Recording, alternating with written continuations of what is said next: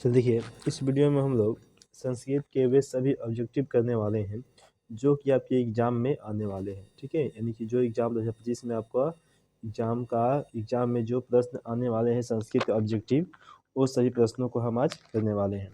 ठीक है, देखिए इस वीडियो को देखने से आपका संस्कृत में जितना भी ऑब्जेक्टिव आने वाला है या फिर जितना भी ऑब्जेक्टिव आता है वो सभी के सभी ऑब्जेक्टिव आपसे आसानी से बन जाएगा।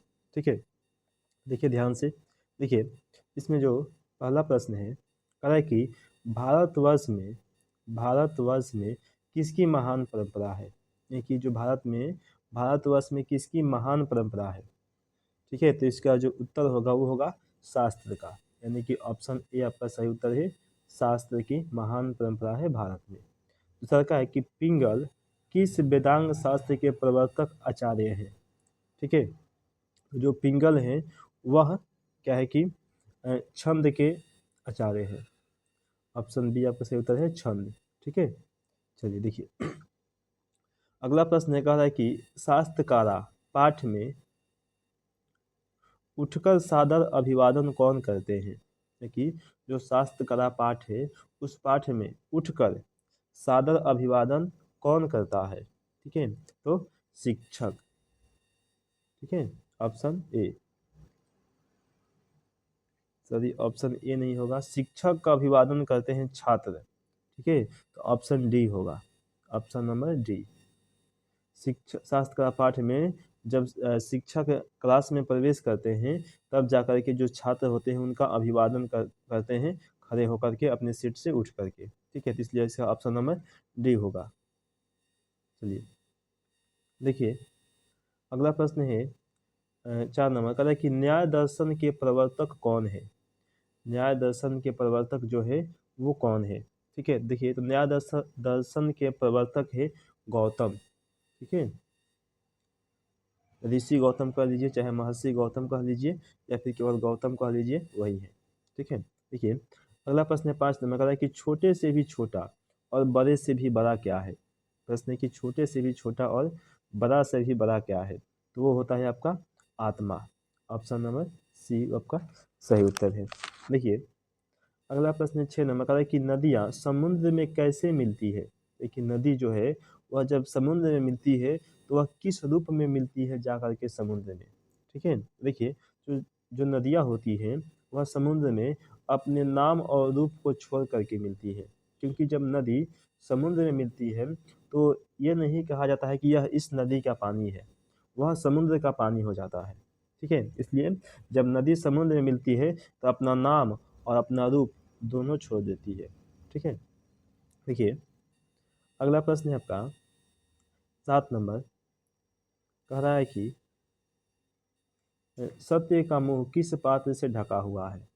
सत्य का मुंह किस पात्र से ढका हुआ है, तो इसका उत्तर होगा हिरण्मय पात्र से। हिरण्मय पात्र से, यानी कि ऑप्शन ए आपका सही उत्तर है, हिरण्मय पात्र से।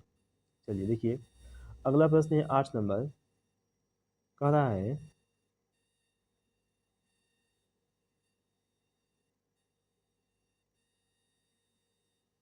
चलिए देखिए 8 नंबर, कह रहा है कि नदियाँ नाम और रूप को छोड़कर किसमें मिलती है। ठीक है, तो समुद्र में। ऑप्शन ए आपका सही उत्तर है, समुद्र में। अगला प्रश्न है कि परपीड़न से क्या मिलता है। कि परपीड़न से क्या मिलता है। ठीक है, तो देखिए परपीड़न से हमेशा हानि होती है, यानी कि ऑप्शन सी आपका सही उत्तर है, हानि। अगला प्रश्न 10 नंबर का है कि अपना और पराये की गणना कौन करता है। अपने और पराये की गणना कौन करता है।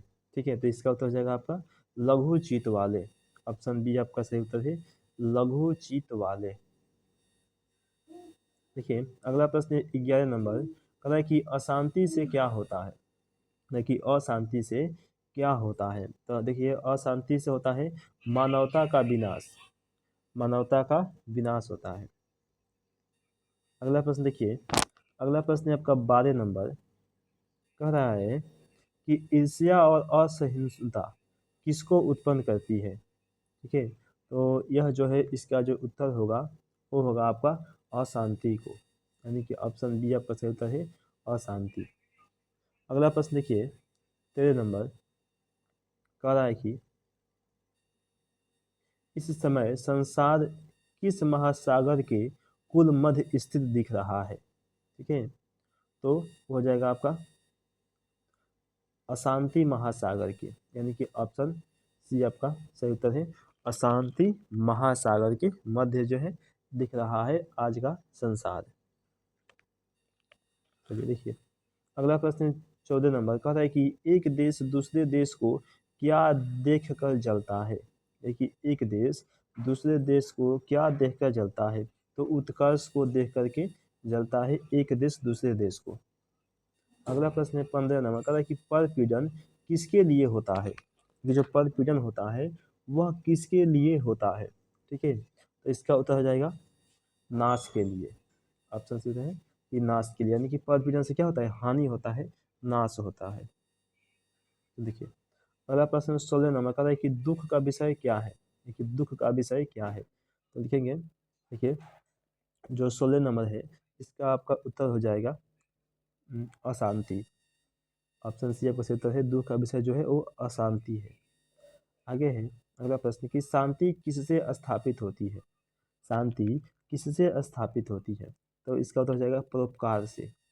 ऑप्शन बी आपका सही उत्तर है, परोपकार से। देखिए 18 नंबर प्रश्न है कि वैर से वैर का समन क्या है। कि वैर से वैर का समन क्या है। ठीक है, देखिए तो वैर से वैर का जो समन है वो है असंभव, यानी कि ऑप्शन बी।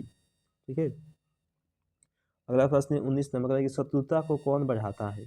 शत्रुता को कौन बढ़ाता है, तो स्वार्थ।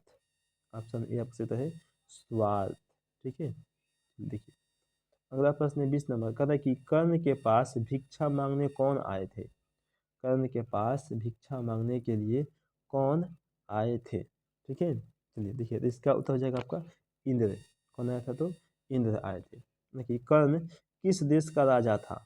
जो कर्ण था वह किस देश का राजा था, तो कर्ण अंग देश का राजा था। ऑप्शन सी आपका सही उत्तर है, अंग देश का राजा। ठीक है, अगर देखिए अगला प्रश्न है कि ब्राह्मण के भेष में कौन प्रवेश करता है। यानी कि ब्राह्मण के वेश में कौन जो है प्रवेश करता है, तो शक्र होता है, शक्र। ठीक है, शक्र को ही क्या कहा गया है, इंद्र को ही कहा गया है शक्र। याद रखेंगे इंद्र को ही शक्र कहा गया है। ये प्रश्न पूछता है। ये अगला प्रश्न है कि सूर्य पुत्र कह अस्ति। सूर्य पुत्रम कह अस्ति। ठीक है, जो सूर्य पुत्र है वो कौन था, कर्ण। सूर्य पुत्र कौन है, कर्ण। ठीक है, ऑप्शन सी आपका उत्तर है, सूर्य पुत्र है कर्ण। चलिए देखिए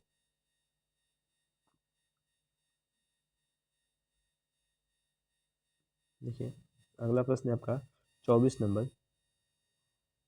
24 में कहा था कि अंगराज अंगराज किसे कहा गया है।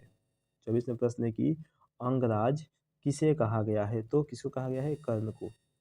ऑप्शन ए आपका सही उत्तर है, कर्ण को। कर्णभार रूपक के रचनाकार कौन है। कर्णभार रूपक के रचनाकार कौन है, तो महाकवि भास।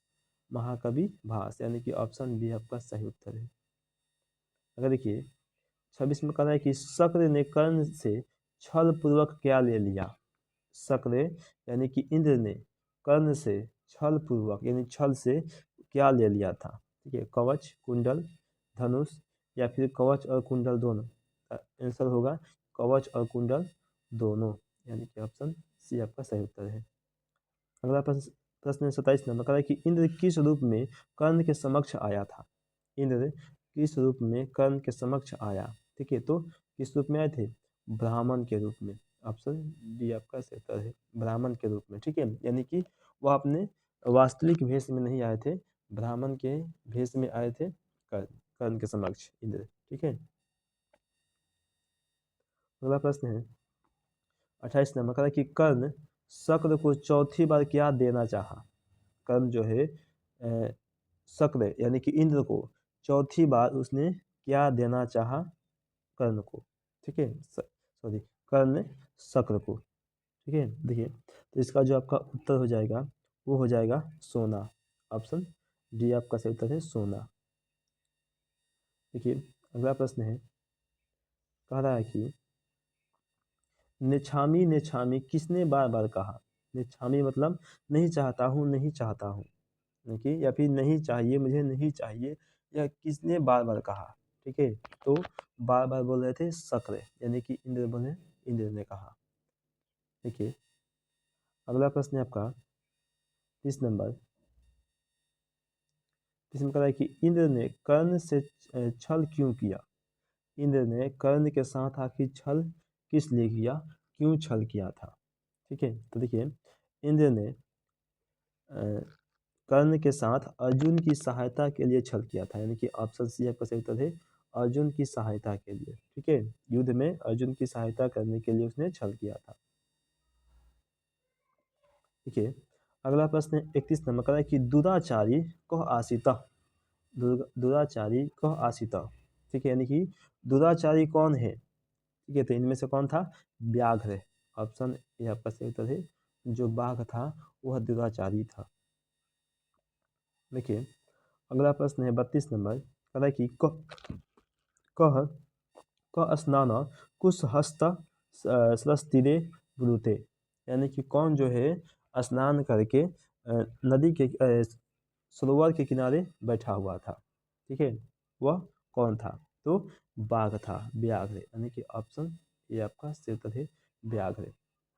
अगला प्रश्न देखिए 33 नंबर, कह रहे कि पाथिक स्नान करने कहाँ गया था, यानी कि बाघ के कहने पर जो पथिक था, यानी कि जो राहगीर था, वह स्नान करने के लिए कहाँ पर गया, तो तालाब में गया था। ऑप्शन ये आपका सही उत्तर है, तालाब में। ठीक है, देखिए अगला प्रश्न है 34 में, कह रहा है कि बूढ़े बाघ के हाथ में क्या था, यानी कि जो बूढ़ा बाघ था उस बूढ़े बाघ के हाथ में क्या था, सोने का कंगन। क्या था, सोने का कंगन। ऑप्शन ये आपका सही उत्तर है। अगर देखिए अगला प्रश्न कह रहा है कि दान किसको देना चाहिए, कि दान किसको देना चाहिए। ठीक है, तो इसका उत्तर हो जाएगा दरिद्र को। ऑप्शन बी आपका सही उत्तर है, दरिद्र को। ठीक है, अगला प्रश्न है कि मेगास्थनीज पटना किसके समय में आया था। जो मेगास्थनीज था वह पटना जब आया था तो किसके समय में पटना आया था, तो चंद्रगुप्त मौर्य के समय में उसने पटना आया था। अगला प्रश्न देखिए 37 नंबर, कह रहा है कि पटना में कौमुदी महोत्सव कब मनाया जाता था। पटना में कौमुदी जो महोत्सव है वह कब मनाया जाता था। ठीक है, देखिए तो हो जाएगा आपका कि गुप्त वंश काल में। ऑप्शन ए आपका सही उत्तर है, गुप्त वंश काल में। अगला प्रश्न देखिए, अगला प्रश्न है कि पटना शब्द किस शब्द से बना है। ठीक है, तो वो बना है पंतन शब्द से। ऑप्शन सी आपका सही उत्तर है, पंतन शब्द से। अगला प्रश्न देखिए 39 नंबर, कह रहा है कि गुरु गोविंद सिंह किस धर्म के गुरु थे। ठीक है, तो गुरु गोविंद सिंह जो थे वह किस धर्म के गुरु थे, तो सिख धर्म के। ऑप्शन डी आपका सही उत्तर है, सिख धर्म के। अगला प्रश्न देखिए 40 में कह रहा है कि पटना के गंगा नदी पर कौन सा सेतु है। पटना के जो गंगा नदी है उस पर कौन सा सेतु है, तो गांधी सेतु। ऑप्शन सी आपका सही उत्तर है, गांधी सेतु। ठीक है, सी नंबर। अगला प्रश्न देखिए 41 नंबर, कह रहा है कि किसके काल में पाटलिपुत्र की रक्षा व्यवस्था उत्कृष्ट थी। ठीक है, तो चंद्रगुप्त मौर्य के काल में। ऑप्शन ए आपका सही उत्तर है, चंद्रगुप्त मौर्य के काल में। अगला प्रश्न देखिए, अगला प्रश्न है कह रहा है कि पटना का इतिहास कितना पुराना है। ठीक है, तो पटना का जो इतिहास है वो 2500 वर्ष पुराना है। ऑप्शन ए आपका सही उत्तर है, 2500 वर्ष। ठीक है,